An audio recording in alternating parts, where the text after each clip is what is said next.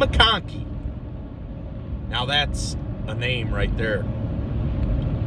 So Ladd McConkey committed to Georgia Sunday night? Monday morning. So Ladd is a 3-star wide receiver recruit, listed as an athlete because he played every position for his high school team. This past season, quarterback, running back, wide receiver, linebacker, safety, special teams, he did everything. We are recruiting him as a wide receiver, specifically in the slot. Now, I don't know exactly what our final number is going to be. I know right now that puts us at 24 commits, which I thought was the max that we could sign. Some people are saying we might, Kirby might have a trick up his sleeve and we end up getting one more. We'll see. I don't necessarily know if adding McConkey and potentially using our last scholarship of the class was necessarily the right move, but I'm not a coach. McConkey had film out there in December, which is what caught most people's eyes, and I'll post that link in the description. But the problem is nobody really jumped on board. Prior to that video being released, he had no Power 5 offers. 0. He only had 6 or 7 total college offers. Then the video gets dropped in early January. Georgia gets interested and offers him. Then a day later, 2 days later, Vanderbilt offers. And those are the only 2 Power 5 offers that he has. The rest of the teams that were competing for him were teams like Bucknell, Furman, Mercer, Kennesaw State. So I'm not one that's going to get on here and bash the kid. We don't know how he's going to work out. Stars don't always matter. We know that. J.R. Reed came from Tulsa. There's a bajillion stories out there about a no-rated or a 2-star recruit or a 3-star recruit that all of a sudden, shined at UGA. And maybe that happens, and I hope it does. The issue that I have is, why are we signing our 7th slot receiver?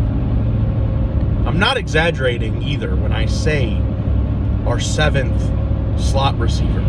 We have 14 or 15 actual wide receivers on roster, and half of them are slot guys. Half of them are between 5'10" and 6'1", and they're all about 180, 190 pounds. Those are your slot receivers. Demetrius Robertson, Dominic Blaylock, Kieris Jackson, Micaiah Tung, Trey Blunt. Those are just a handful. So I don't necessarily see the need for another slot receiver unless there's some stuff going on behind the scenes that we don't know about. Now, this is complete speculation from an outsider's perspective and looking at playing time and everything else. I would not be surprised at all if one to several Georgia wide receivers transfer soon. Tommy Bush being one of them. He wasn't super highly rated or anything, but I mean, he essentially had 0 playing time. Tommy Bush, I could see, I think he's from Texas. I could see him going back that way. Trey Blunt, I don't know that he would transfer, but I could 100% see it and understand it. Even potentially Kearis Jackson. I mean, he was pretty highly rated, and he has the skill set. The problem is we're so loaded at the slot position that it's hard for him to get on the field without, unless somebody's injured. Because he's got 2 slot receivers ahead of him. I wouldn't be surprised if Kearis Jackson left. I wouldn't be surprised if Micaiah Tongue left. So honestly, there are 4 or 5 receivers that I would not be shocked if they all entered the transfer portal today. So maybe the coaching staff knows something that we don't. Maybe that's going to happen. Maybe we lose 1 or 2 or 3. And that's why we're signing so many wide receivers in this class. But I really hope that Kirby has something up his sleeve. The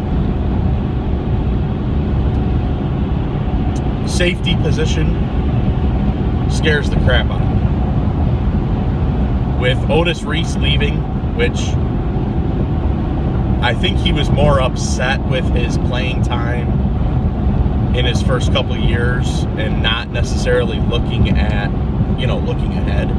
Because Otis Reese was going to play a lot this season. We are so thin at safety. We have Richard LeCount and Lewis Seen that start. The 2 backups are going to be Chris Smith, who gets very little playing time, and incoming freshman Major Burns. Those are our 4 safeties. That's it. So if LeCount or Seen gets hurt, we're in trouble. I mean, I'm sorry, but we are in trouble if one of them goes down. And I realize that there are some corners that may have played safety in high school that could potentially, and maybe they've practiced there a little bit, that could potentially switch to safety. But that needs to happen. We are absolutely loaded at corner, but we are paper thin at safety. So whether that's, Tyreek Stevenson, I'd really, really like to see Tyson Campbell move to safety, because the kid, he's got speed. And he's a good ball player, but he just, for whatever reason, he has not learned that you have to turn your head around when the pass is thrown. I don't know why. That's been a huge struggle for him. Luckily, when you're playing safety, you're facing the ball. So I think that would be an easier position for Campbell to play. But we'll see. Potentially Devon Wilson. I like him at the star with Webb. But there are a couple guys that could potentially play safety. But we only have 4 true safeties on the team. And it scares the crap out of me. So I'm hoping that Kirby has something up his sleeve for National Signing Day. Obviously, I'm going to drop another video when National Signing Day is complete to kind of wrap up the 2020 recruiting class. look a little bit ahead to the 2021 recruiting class, because we've had a lot of 2021 kids on campus over the last 2 weeks. So, Lad McConkey commits to Georgia. Impressive footwork, good hands, route running skills are very, very good. Hopefully, we can get him on the field at some point in his career. And for the love of God, please find a safety, please.